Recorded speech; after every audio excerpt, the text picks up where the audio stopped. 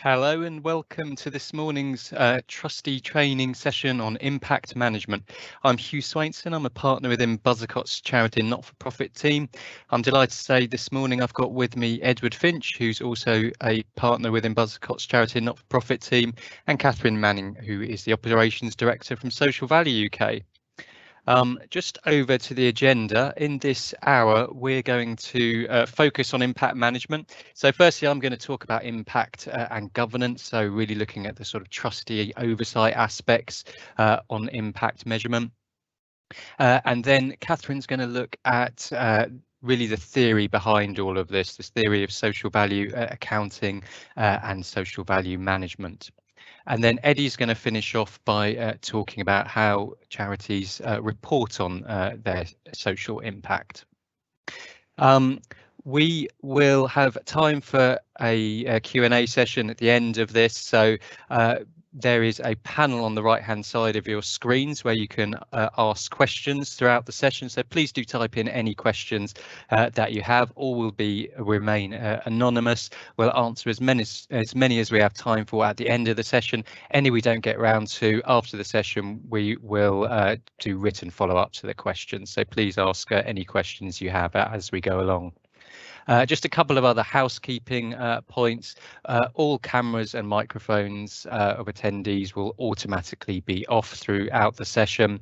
The session is being recorded as well, and the recording and the slides from the session will be circulated following the session.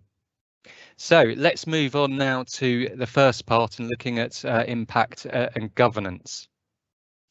All charities exist to achieve social impact, and really all charities except for the odd one being investigated by the Charity Commission do achieve that social impact.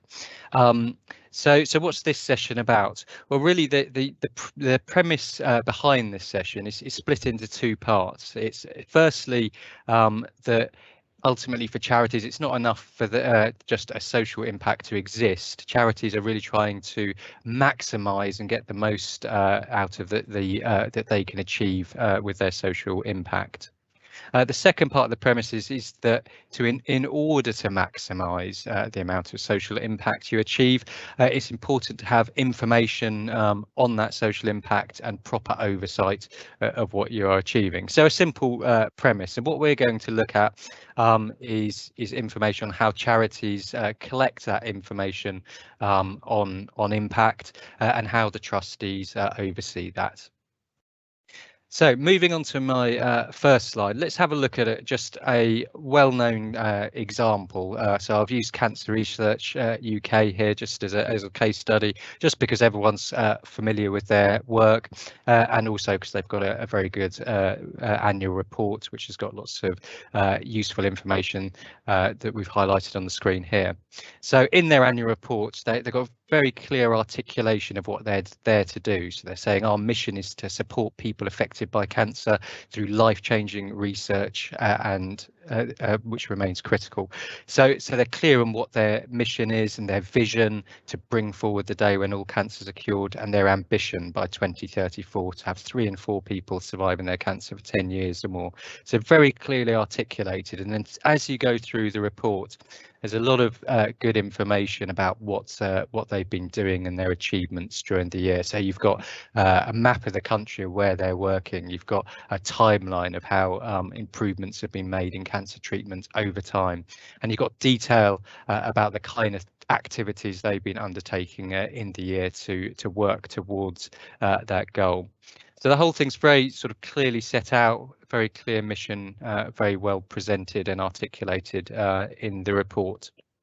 But it does highlight also some of the sort of challenges in impact measurement and in managing that for the management and the trustees. So if we go on to the next slide, let's have a look at some of those challenges.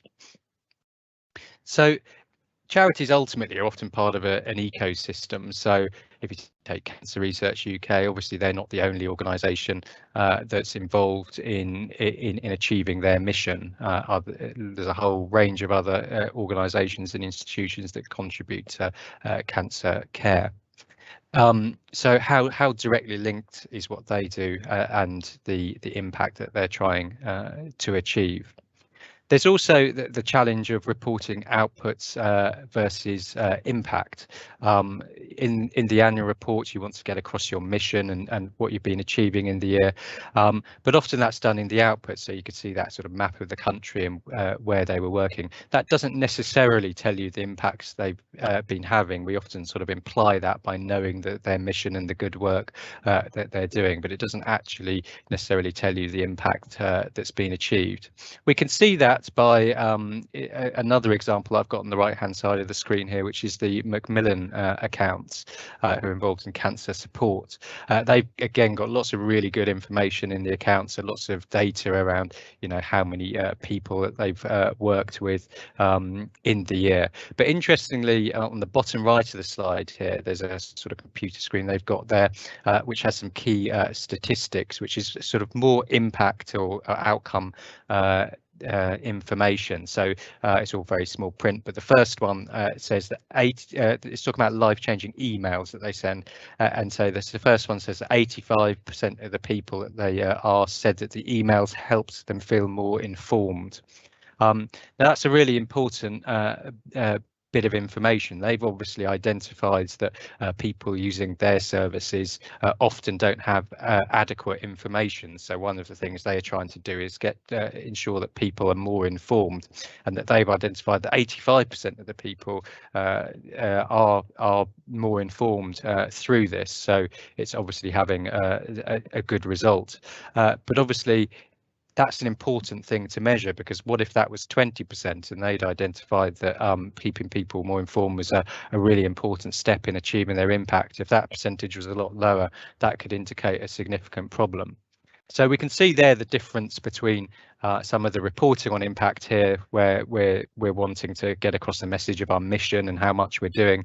But then when you're coming to managing impact, you need some of the granular detail on things like these percentages of from data that you've got from the beneficiaries to understand, you know, is what you're doing actually making the difference? Is that impact being achieved? And impact can be subjective to the user. People coming and using Macmillan services will have different needs, and so it's not the same impact that's being achieved for all of the users. So there's a difference potentially in some of the reporting externally and what you might do sort of internally to manage your impact. On the next slide, we look a little bit more at the differences for different charities. For some organisations, the sort of outcome measures that they use may be very closely linked to the impact they're trying to achieve. So, for example, we've got an employment or skills charity that's looking at as a KPI the percentage of people that have gone through their programme that are still in employment for over 1 year, or an ex-offenders charity that are looking at reoffending rates. Those may be more straightforward to measure, but there may be other charities that's more challenging. So a youth support charity that's looking at the percentage of users who are saying that they are more informed because they're trying to provide information to young people, or a mental health charity that's looking at people's perception of their well-being, or a membership charity that's looking at how they've supported their members throughout the year and what advocacy they've done on their behalf. Those can be more challenging things to get clear linkages between the outcomes that you track and the ultimate sort of impact you're trying to achieve. So on the next slide, I've reiterated that ultimately impact there's not always an easy measure of impact. For some charities it's more straightforward than for others, but even in those cases, such as the skills employment charity that's looking at you know, how long people are employed after going through their services, that's not the whole story by a long stretch. To really understand what they're doing and what they're achieving, they'll have to track a lot of other outcomes and data, and so it may be be things like what skills people are acquiring, how confident do they feel. All these things may contribute to that KPI of how long that they're in employment, and those are further things that need to be tracked. So really understanding what things you need to track is crucial, and that's really about understanding what change you're trying to make in beneficiaries' lives and what is the pathway to achieving that. So we often hear about this theory of change that charities are focused on at the outset, looking at the various steps that are needed to make that change in beneficiaries' lives. Ultimately, what we've talked about today is how, looking at how successful we are at achieving that impact. So that may involve sort of setting targets. So not only sort of knowing what it is you're trying to achieve, but when you're trying to maximize your impact, what targets are you setting for what you're trying to achieve? And ultimately, you need sufficient data behind that in order to know if you're achieving those targets. Let's turn on the next slide for a second to look at sort of the trustees' role in all of this. What's the trustees' responsibilities? Well, a good starting point is the Charity Commission. The Charity Commission produces a lot of guidance and rules for charities, and some of the main things around impact come from the public benefit guidance. So the way the Charity Commission terms this is all in the context of what they call public benefit. And they have requirements that charities have to achieve a public benefit, and that trustees should be clear on the objects of the charity, who benefits from the charity, managing risk of harm to beneficiaries, and to be able to explain how the charity's activities are intended to support to further its purposes. So you can see from what the Charity Commission's key focus here is making sure that public benefit exists and charities aren't existing out there that are not achieving a public benefit. But of course, what we're talking about today is not just the existence of public benefit. We're talking about managing it and maximising it. And really that comes into sort of other guidance from the Charity Commission and elsewhere. So, for example, in the charity reporting in the charity statement of recommended practice, there's a lot of information, as we'll see later, about how charities report on the impacts that they're achieving. In the Charity Governance Code as well, it's endorsed by the Charity Commission, there is a lot of guidance around that charities should be accountable to their stakeholders and be able to report on the impact that they're achieving. So that comes elsewhere. On the next slide, look at other demand for impact measurement. So it's not just Charity Commission. There's a whole number of other stakeholders who may wish to know about the impact the charity is achieving. So social finance providers, grant funders, contracting authorities. If you're fundraising from the general public, you need to communicate the impact that you're achieving. But I think a lot of the premise of today's session is really saying that a lot of the focus for and demand for impact data and information should come from internally, from the board and from the management team, because they are ultimately the ones trying to achieve this impact, and the premise is that this data and information helps you achieve that better. And ultimately, if you've got all that information in a good order from your internal purposes, then it should be more straightforward to then reorganize that to report externally. On the next slide, just wanted to set out some of these sort of opportunities and challenges with impact measurement.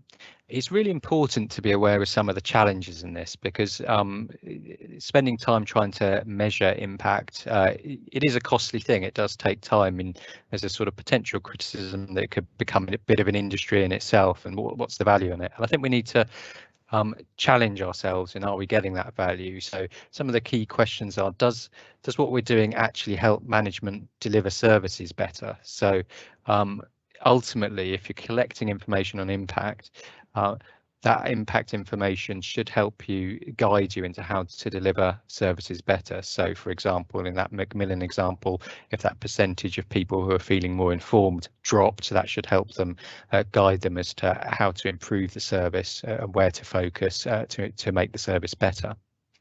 And are decisions actually being made off the back of it? There's no point having information that just sits there. Is it actually driving any decisions? Do you actually look at data as part of your decision making process?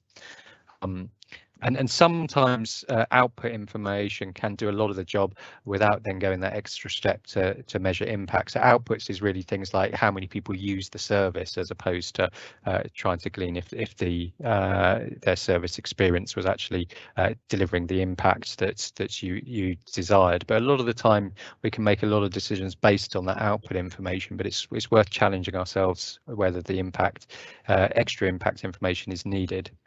The opportunities obviously are vast. So ultimately, if you've got good impact information and data, it can help the board and management to deliver services better. It can engage stakeholders in the organisation. It can make you closer to your customers, if you like, the beneficiaries of the organisation, which means your services are more relevant, making the organisation more resilient, and help grow funding and engage funders in the narrative as well. So huge opportunities here.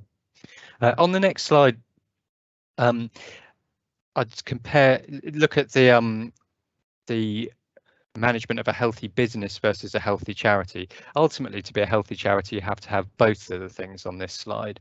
But if you're running a for-profit business, say, you've got to worry about things like managing risk, financial management, internal controls, compliance, all these things, and that's all required for a healthy business. It's also required for a healthy charity. But it's not the only thing that's required for a healthy charity. It's possible to have all of those things and be financially stable and managing various risks, but not maximising your impact. And it's always important to remember to have a healthy charity as well as a whole number of things that you have to have in place. How many risk registers have we seen that focus on those operational issues and those financial risks, but don't really highlight the risk that the charity is not achieving the impact that it should be, even though that's what it's there to do. So to have that healthy charity, you've got to have mechanisms in place. Some examples are on this slide, such as having that theory of change in place, having those case studies, that accountability, that data behind the impact. So it's important to challenge yourself that have you got that infrastructure to make sure you've got a healthy charity as well as a healthy business. On the next slide, I take this a bit further and compare impact with finances. So if you look at any organisation's finances, there are fairly well established and accepted ways that finances are overseen by the board. So you might have a treasurer or finance committee, you get a lot of information, management accounts and KPIs. You'll have a finance director who's accountable. The board will challenge and scrutinise the information that comes to them, and you'll expect there to be systems and processes and controls and even assurance over that, as well as business plans and forecasts. All of these are accepted as being needed to have healthy finances in an organisation. You could equate this same slide to impact. Whilst in terms of who deals with it, it's often the board directly and the CEO. But it's important that you've got all of that information and KPIs to measure the impact that you're achieving. To be able to challenge and scrutinise it. Sometimes it's harder to ask those questions and challenge things around impact than it is around the finances. And do you have those? Are you confident you've got those systems and controls to be able to report and make sure the impact is being achieved? And what's the plan and the forecast? So worth making that comparison. On the next slide, I just wanted to finish off by looking at an article we published in Pioneers Post, which looked at 5 steps that boards can take to ensure better outcomes. The first is about understanding your impact. So this is sort of coming back to the Charity Commission point about understanding who benefits, what the public benefit is, but also really that theory of change and you know, what's your model for achieving impact. The second then is clarify your strategy around this. So it's all very well understanding what your impact is and the theory of change, but what is have you got a clear plan for how you're going to achieve this and maximise it? The next step is finding or developing the right skill set in the organisation. As we said in the finance example, it's no use having an organisation that doesn't have that right skill set in terms of a finance director and reporting and measuring of finances in the organisation. Similar for impact, do you have the right skill set to be able to monitor and control the impact metrics in the organisation? The next step is creating those reporting mechanisms within the organisation. Do you get good information as a board? Are you getting regular information that you can challenge and ask the questions, and ultimately that you know if you're achieving your strategy or not on this? And then the fifth step and final step is setting that accountability process and the culture around this within the organisation. Is there enough accountability around impact, and is it clear who's accountable in the organisation for what? And ultimately, as we said, it's about keeping it real. So is all of this information going to help you make decisions and improve the services that you're delivering? So now I'm going to hand over to Catherine to talk you more about the theory of social value.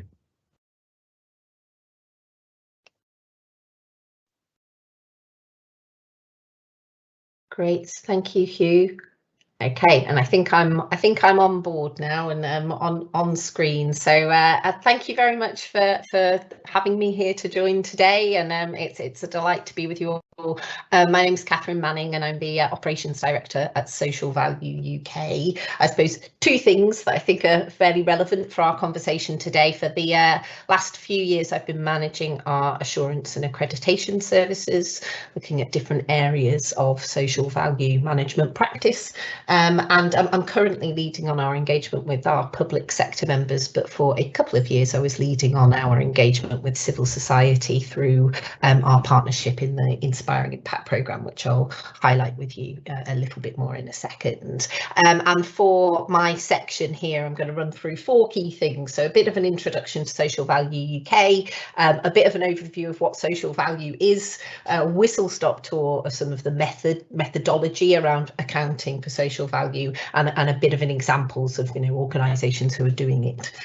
So if we can flick on to the next slide, Chelsea, that'd be great. Okay, so just a brief intro to us as an organisation. Hopefully some of you have heard of us already, but we're the professional body for people working in social value and impact management in the UK. It's certainly a growing area of interest across all sectors. So we are a cross-sectoral membership body and network. So we work with people and organisations in public, private and civil society, and you can see a bit of an overview of some of our organisational members showing there on the bottom, but that really is just a snapshot.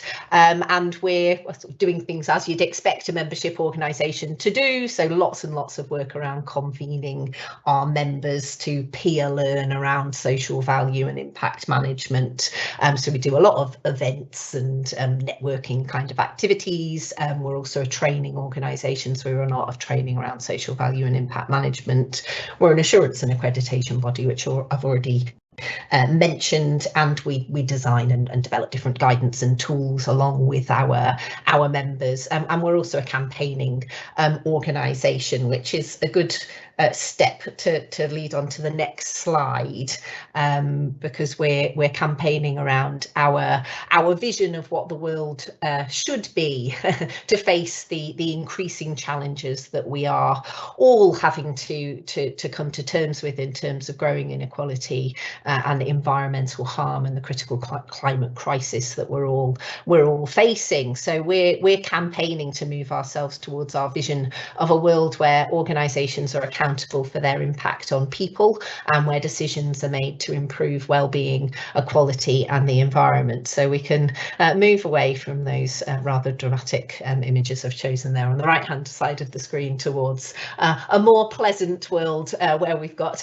a better focus on our well-being and decisions being made to improve all of our well-being, increase equality and improve the environment that we're all living in, or at least decrease all of the harm that we're creating.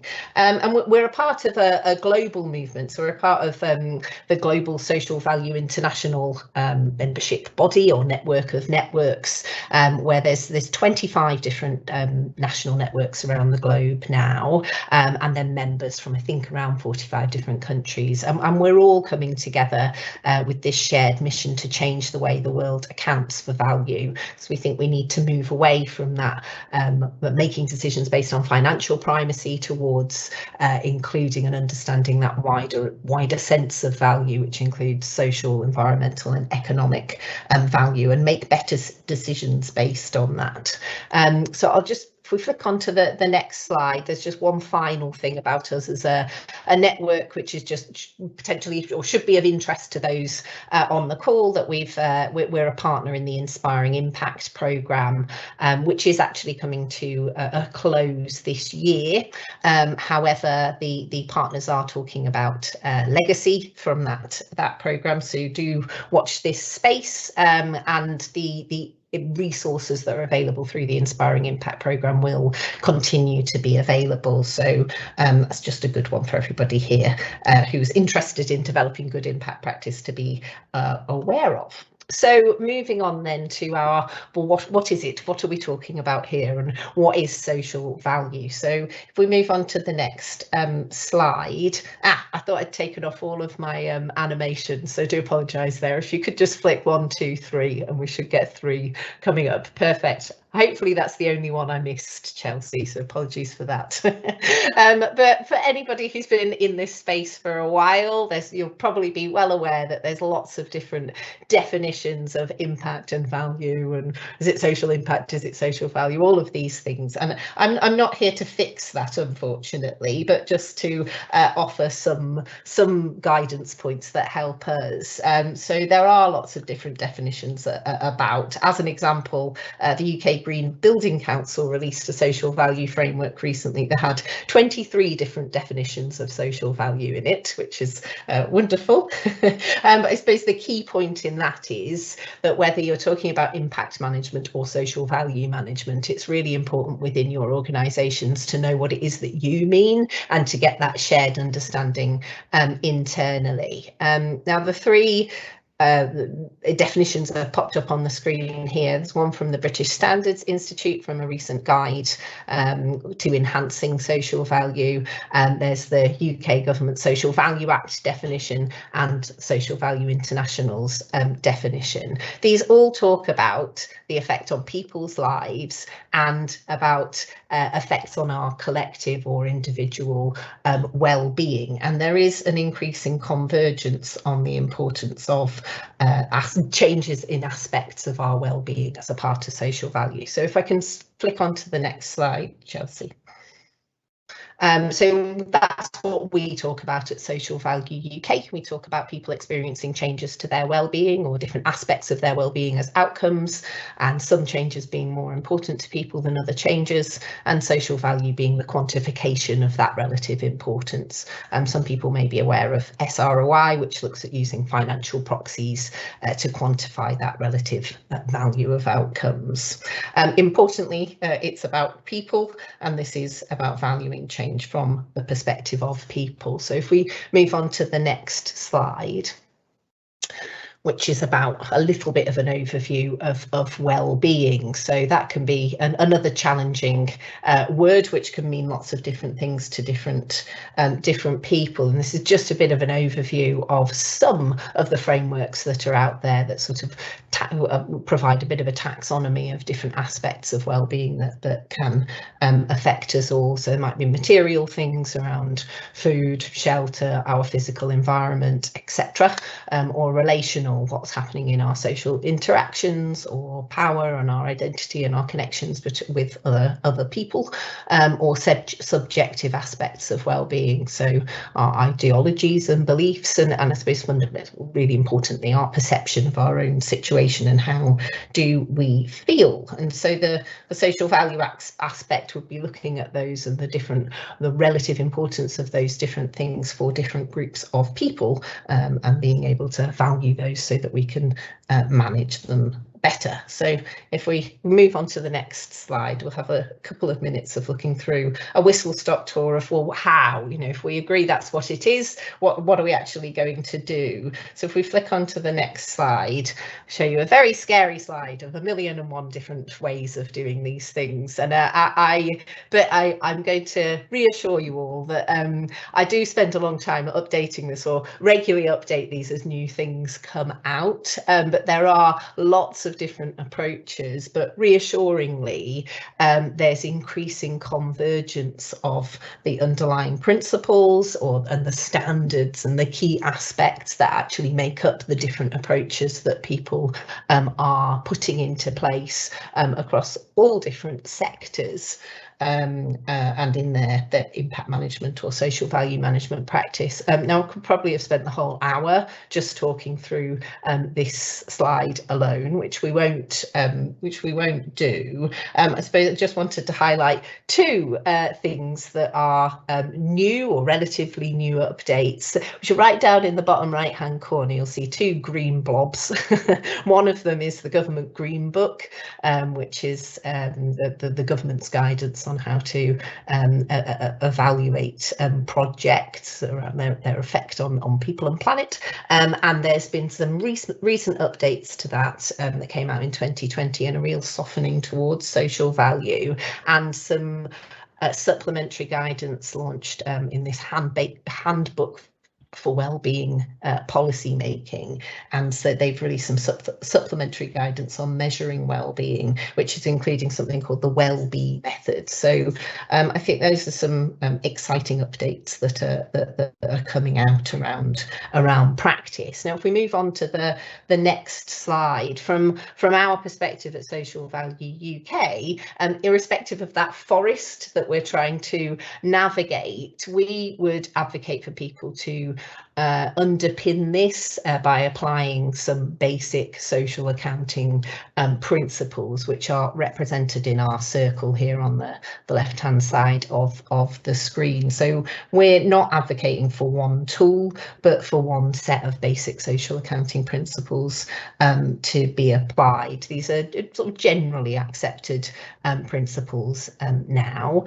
You'll see right at the heart of that is involving stakeholders, which Hugh's already highlighted, and I have as well, as being the core of any of our practice. You know, if we're talking about people's lives, we should be starting with aiming to engage those people in understanding what the change is that's happening for them. You'll see, well, those that know the principles will see an additional 8th principle represented on the screen, and this is the red circle around the outside, and that's be responsive, which has been implicit to the principles all the way through, but has been brought out in the practice now to be an explicit principle, to say exactly what Hugh had been saying before, that it's really important for us to make decisions, to respond to the data that we gather about the impact that we're having on people's lives, and aim for this cycle of continuous improvement. And it's only through that we've really got the ability to be being accountable for the changes that we are creating in people's lives. So it's really about this set of principles rather than a tool, and it's a set of questions, and it's about making decisions. And quite rightly, we've moved on to this our set of questions here, and we again could probably spend the entire hour just talking through these, but we won't do.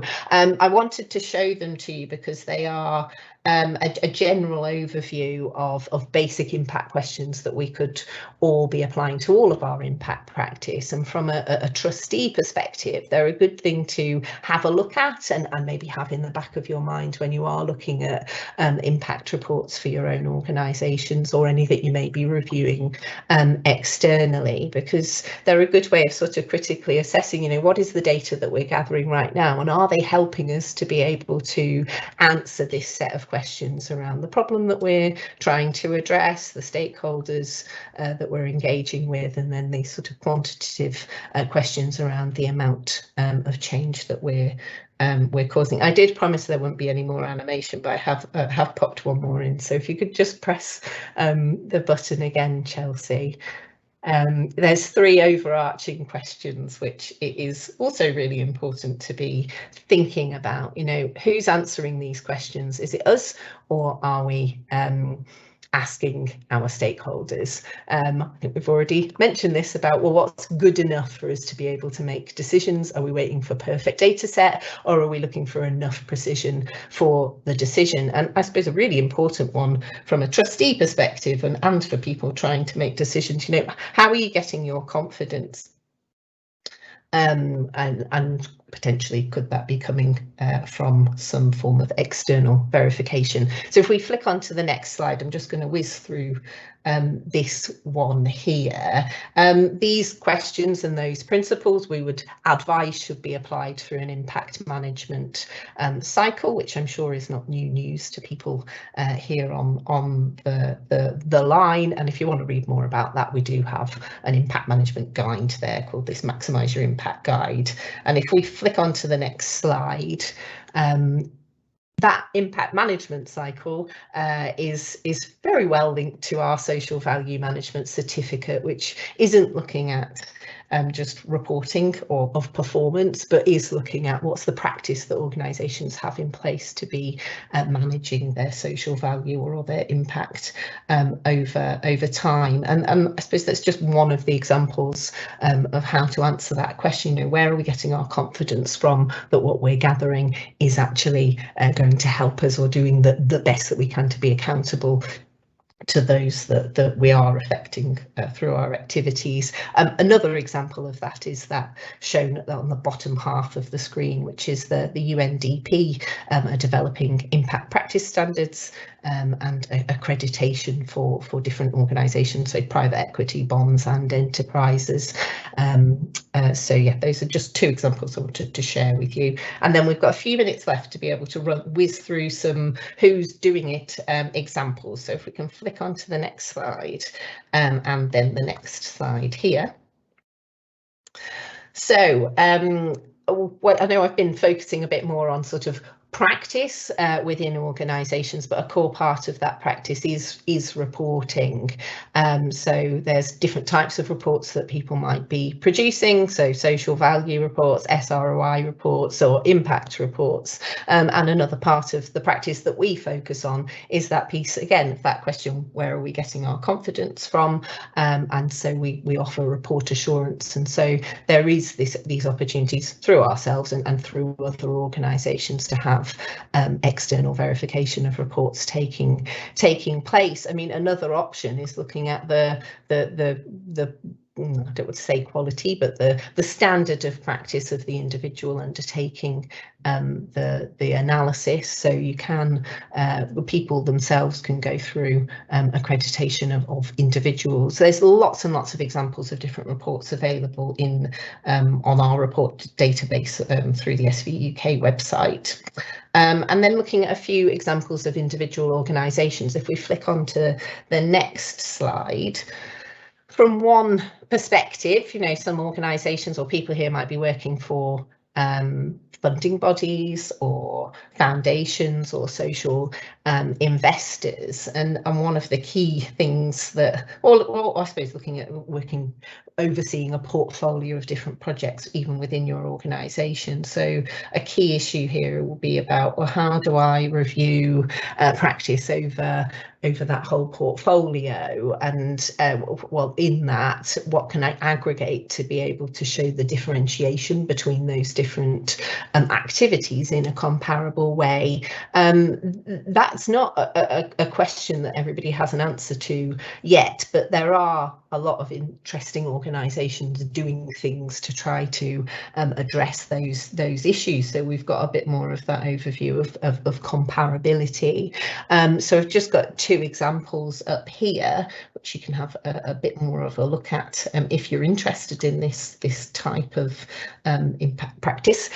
So one is Rethink Ireland, who are a social investor or a funding body in Ireland, and they've been applying SROI at a system level and setting baselines for social value, and then undertaking regular evaluation reports to offset against or track against different targets. So that there's a published report for their evaluation education fund that could be interesting to look at. And another body that's been doing this for a while as well is an organisation called Shaping Impact Group, and they have a number of different funds, including the SI2 fund, who aggregate, they use the SROI methodology, and they've been aggregating impact for 8 different projects within a portfolio, and they've just published their recent impact report as well, so you can see different examples of that practice. And then moving on to the next slide, we've got some examples of organisational practice as well. So we've got a few SV UK of social enterprise organisations at the top there. Planet First Energy, who are a social business aiming to eradicate fuel poverty, and Supply Change, who are looking at social procurement, and then the FRC Group, who are a group of social enterprise business looking at ending furniture poverty. And I suppose 3 things to pick out from what they're focusing on. Planet First Energy really talk about engaging with their stakeholders or their community to be able to understand the issues that they're then trying to address. Supply Change are always looking at continuous improvement, so they're aiming to always increase the value that they're creating through their activities. And FRC Group, I mean, people who've been around thinking about this for a long time may well have heard of FRC Group, because they certainly won lots of impact awards over the years, and they've been publishing their impact integrated reporting for a number of years now, and they do actually get that audited as well. And they talk about that their data is really driving decision making across all levels of their business and activities. And another organisation that talks about that decision making as well is the one shown at the bottom there, which is a charity, a domestic violence charity called Behind Closed Doors, who are level 3 social value management certificate awardees, and they talk about using their data in decision making across almost all of their services and for setting their organisational strategy.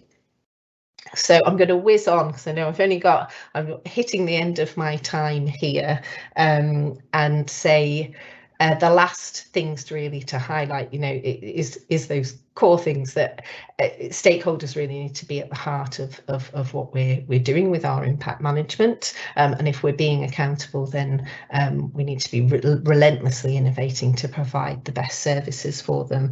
And to be able to do that, we need to develop or have a culture that allows us to be able to continuously learn and continuously improve, and striving for improving our impact. And in our Maximising Your Impact guide, we talk about having an impact thinking culture. So I think we'll have one final slide, which is well, what happens if we don't do this? At this point, inequality is getting worse. Negative impact is being created at a faster rate than positive impact. In the recent report, Oxfam's Inequality Virus report did find that it's the first time in recorded history that we're finding inequalities getting worse in every country in the world at the same time. So there's big challenges for us to face with that. So it is imperative that we all take on this responsibility.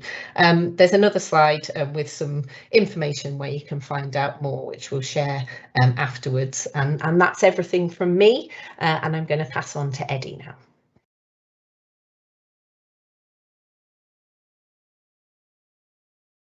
Thanks, Catherine. So this last session, I'll just look a little bit at, we've looked a lot at what the real point of evaluating and managing impact is to, as Hugh said right from the start, and you've heard all along, to maximise the difference you make, the impact, social value that you create. But like financial management, there is also a link into the external accountability of organisations and how organisations tell the outside world what they're doing, why they're doing it, and what it's achieving. So if we move on to the first slide. The things we'll look at, and we'll try and avoid going too far down a sort of jargon route, but try and relate some of the principles we've been hearing about today back to the things that charities have to do. The theory of change. So why do organisations think they make a difference? How do they think they make a difference? What's the link between what you do and what happens, for example, and what you want to happen? Then, from a reporting point of view, you're used to, as I said, auditors, we're always worried about whether information is complete, where it came from, and whether it's been put together in a valid and accurate way. And those principles apply equally to making statements about your social value and your social impact. So one of the things that I'll come back to a couple of times is that whilst, as we've heard several times, social impact, social value are much more qualitative things to evaluate than pounds and pence. The processes of gathering information, of summarising it, and of reporting it in a fair and balanced way, and perhaps of somebody reviewing whether it's all of those things, are in some ways a little similar to accounting for finances too. So moving on to the next slide. Just before we look at some of the details, just really a thought around that very first point, which is at some stage, if you're going to do this process of gathering information, summarising it and drawing conclusions from it, you'll need to have some way of recording information. In some organisations, small organisations, it might be as simple as a homemade database or an Excel-based system. There are more sophisticated systems out there, and SV UK do accredit some of those. I'm not sure those are the latest ones up there, but there are various ones out there that work in similar ways to accounting systems, that you can put your data in, set parameters, and it will start to frame reports for you. And those reports might be reports that are useful for the people running programs, so they can see whether they're achieving their specific objectives. They might be useful for the whole organisation. That process of aggregation we've just been hearing about, can we see what impact we're having across a range of things and maybe even compare it? And finally, and I think much more than with finances, and finally, they might be useful for producing some of the things we have to produce for our external accountability. So just looking at those. What we have to put into charity accounts, most of you will be familiar with these kind of things. So charities have to report on their objectives, their overall mission, how they aim to achieve that mission, but larger charities particularly are required to, and smaller charities still encouraged to, report on the impact they're having, the outcomes and achievements, with often some kind of link to performance indicators and objective ways of expressing that. It really should be based on that theory of change, the business model, as they'd call it in the commercial world. Yeah, how do you set yourself up to achieve the things you want to try and achieve? And as Hugh's already highlighted, there's a very big link between looking at whether you can, or whether you are achieving the most impact that you possibly could, and your management of risk and other aspects like the viability of the organisation. So, for example, you might decide that to achieve a bit of impact, you're willing to take more financial risk than a conventional business might in a similar situation. But you draw the line at something that might threaten to close the whole organisation down. But there should be that link into risk management and planning as part of both the management of impact and social value and the ultimate reporting on it. And I think we've seen it become increasingly relevant over the last year or so, because a lot of organisations have really had to deliver impact in a very different way. We've worked with a couple of community transport charities over the past few months who, and one of them puts it very well, they've stopped taking people to places and things, they've started bringing things to people, that they've reacted to the change in the way we're all able to live our lives and design their processes or their services differently to create impact in a very different way. And I think that illustrates that sometimes, or a lot of the time, we'd like to think the impact that we can report on is impact that we've planned for a long time and set up processes for, and other times it's the way we've reacted to the things in front of us too. So next slide, please. So a couple of the slides that follow are really just looking at the kind of things that some charities include in their annual reports to try and express how they deliver social value and impact in different ways. This first one is from Great Ormond Street. Oh my gosh, I've been asked to do multi-factor authentication. Excuse me, I'll be back with you in just a sec.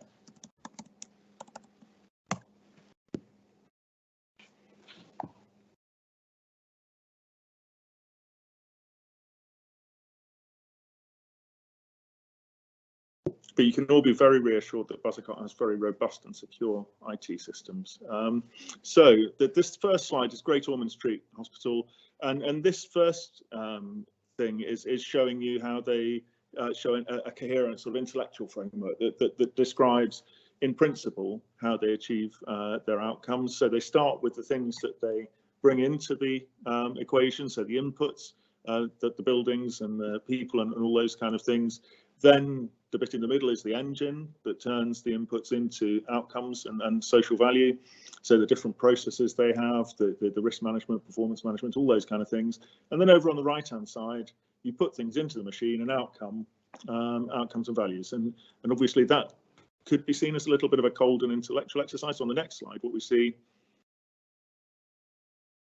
is whatever we do in terms of trying to sort of aggregate and talk at the ground level, for many organisations and charities, the best ways of illustrating your impact are often the little anecdotes and stories and particular things that you can show how you have impact on particular groups of people. So in this case, a particular syndrome and how the research they were able to support enabled them to make people's lives better and reduce the impact of the syndrome. So that really shows that whilst we do need to report on the big picture stuff, actually with impact, personal stories are just as important.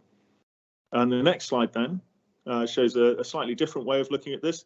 And one of the things I think is most important about reporting your impact, and we saw when Catherine was looking at trying to aggregate the impact of different kinds of programs, that often comparing a measure of impact for one program or one charity or social enterprise against another isn't necessarily a very valuable process, because there's so many subjective features in how you put together your own measurement of value. And what really matters is how you can improve and increase and maximise the impact you're able to deliver over time.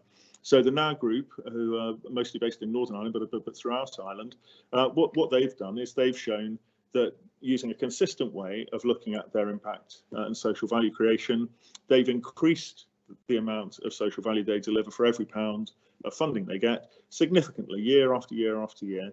And that, I think, is a more powerful way, really, of looking at impact for our kinds of organisations, because it's really how we change the impact or maximise the impact we're delivering, rather than comparing things with everybody else, which is much more difficult exercise. So moving on a little. The last thing I wanted to look at, and I'm conscious we need to leave a bit of time for questions and answers, and this bit really isn't an advert for what we might be able to do, but it is something that we've looked at as people who audit financial information. We've thought about, could we apply similar principles to looking at the way that people report information, collect and report information on impact, partly as a response to people might have skepticism. If you're just presented with that page I showed you just a second ago that shows, well, we started off delivering £7 5 years ago and now we're delivering 20, you might wonder where those figures came from. So having an assurance that they came from a sensible place. I think the FRC example is a very good one. They started with their auditors providing just very specific assurance about particular things that they said in their trustees report, and built up from there. And as many of you all know, there's an increasing requirement for auditors to satisfy themselves that whilst we don't forensically audit what's in trustees reports, that the information is coming from a sensible place and is presented fairly and reasonably. And it may be that we could work towards a way that all auditors could support their charity clients by helping them have some assurance over the claims that are made in trustees reports and statements that are made in trustees reports. So the next slide. When we think about what might be the benefit, independence and validation, and this crosses over with the kind of things that SV UK do. I think the kind of work that you might have done by a firm like ourselves would be a different kind of assurance. It's more around the processes and the arithmetic, whereas the other kind of assurance might be on the principles. But independence and validation is a feature of things like SOI. It's built in as being something that enhances it.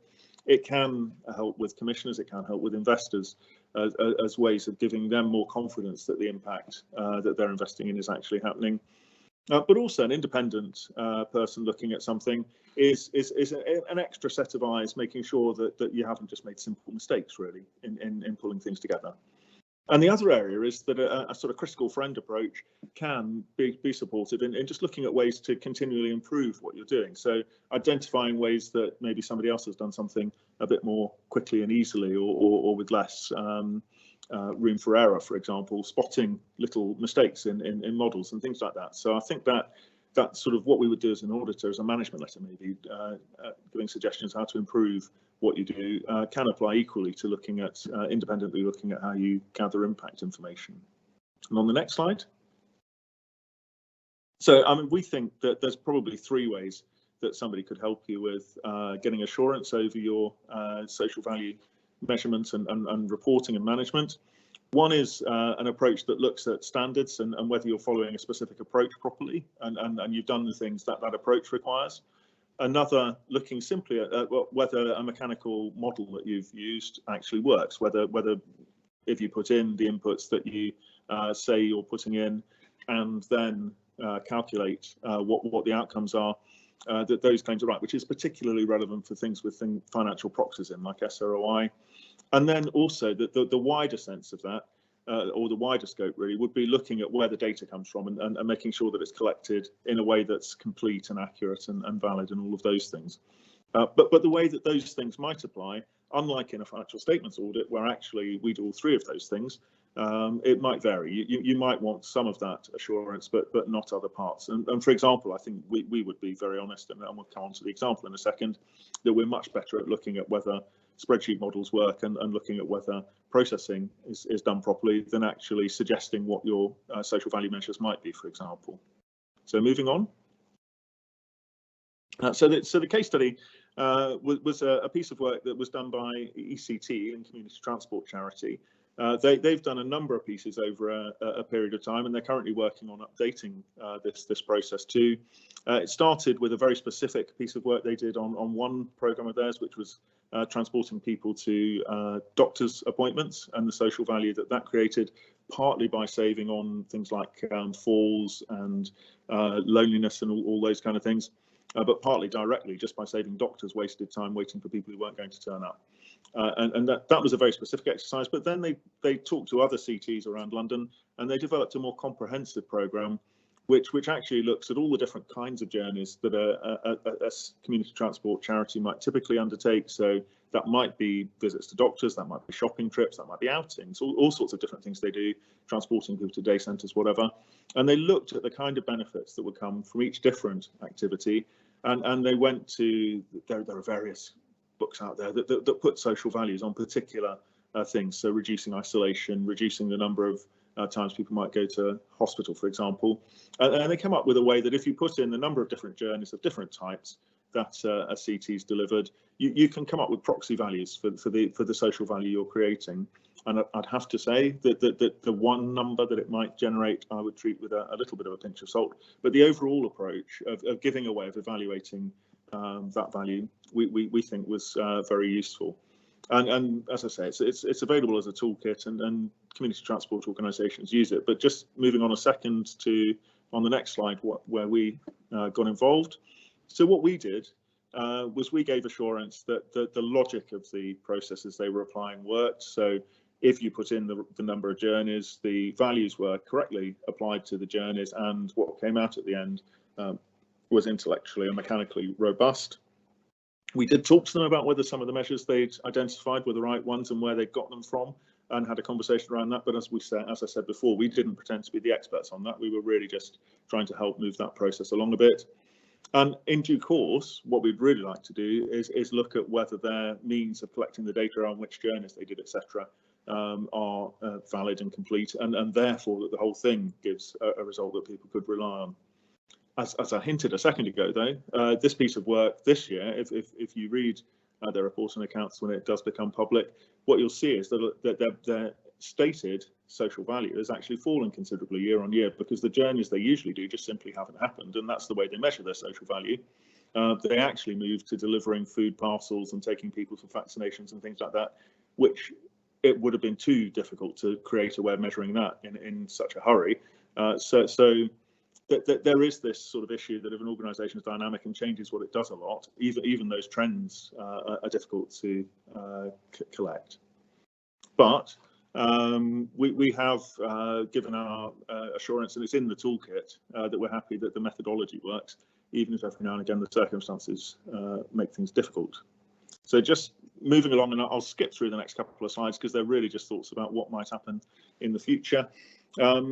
It could be that we looked at that kind of assurance of have you followed a standard properly under a recognised framework, and social accounting, social auditing have established frameworks for somebody to come along and audit that you followed the process properly. I think definitely there's scope for looking at, given that we know the model works, if you put the right inputs in, validating that the inputs were collected in an appropriate way too, and giving broader assurance from that. But I think the thing that's quite exciting for the sector, and I know ECT are talking to other organisations about this right at the moment, is that if you've got a standard approach for doing that, you can actually start to express, and some sectors it works with, like housing and community transport, others not so much, but looking at making a case for the whole sector for why community transport is something that government really should be funding, for example. So there are lots of things that can come from that kind of assurance and those kind of frameworks. And then I think we're right near the end, but keep moving, Chelsea, and we'll get there. We are right near the end, to the point that I'm going to hand back to Hugh to take us through questions and answers. Thank you, Eddie and Catherine. Yeah, we've had a number of questions in. I'm conscious of time, so what I'm going to do is just one question I was really keen to get into the live session, which I'm going to cover now, and then anything else we'll follow up with written responses after. So the question we got was directed at Catherine, but I think also potentially overlaps with some of the comments Eddie was making on Great Ormond Street Hospital during his presentation. And they've asked, please could I ask Catherine whether quantification is enough? What role do you see for qualitative impact analysis? Catherine, could you give your thoughts on that initially? Yeah, great. Thank you, Hugh, and thank you. That's a great question there. I think I'm live again now. So I suppose the first point is, what we're trying to do here is to bring visibility to value that we can't necessarily see, so changes in people's lives. So we're trying to bring that visibility to what's potentially invisible to us, and it is about stories of change, right? So my answer would be both, use qualitative and quantitative to be able to help you to paint the best picture of the value that's being created. It will never be perfect, but what you're looking for is something that's going to give you that better overview of the change that's you're most likely thinking is happening in that group of people's lives because of the activities that they're engaging with you. I mean, in terms of the interaction of those, we would also advise linking your qualitative to your quantitative. So those words have got too many T's in for me, so I do struggle with them. But if you do the qual part first, right, and you allow people to tell you their story, it's about giving people the agency to be able to tell you about what's happening in their lives before you go ahead and define what you think is the most important things that are happening for them. That's us putting in our own value judgments to say what's most important about the activities that we're doing, when actually what we're trying to be accountable for is the change that's happening in other people's lives because of us. So we need to listen to them first and foremost. And I do see in a number of organisations practice, there can often be a gap there, and I think we're in a positive position in the UK in some ways, that there's quite a lot of social value frameworks out there, or impact frameworks or tools or banks of measures, and it can be very tempting to move towards those because they're already defined. We've got some experts who've said those are the things that are most important. important. And then we can be saying, all right, well, we've got to listen to our stakeholders, so we'll do that over here. But what we need to have is that link between talking to people and them telling us what's happening for them, and that feeding into what we then say, well, those are the things that we need to be accountable for then, rather than it being, I've been told by the expert over here that those are the most important things for my stakeholders. Actually, it should be coming the other way around. So those are my points that I'll put to that.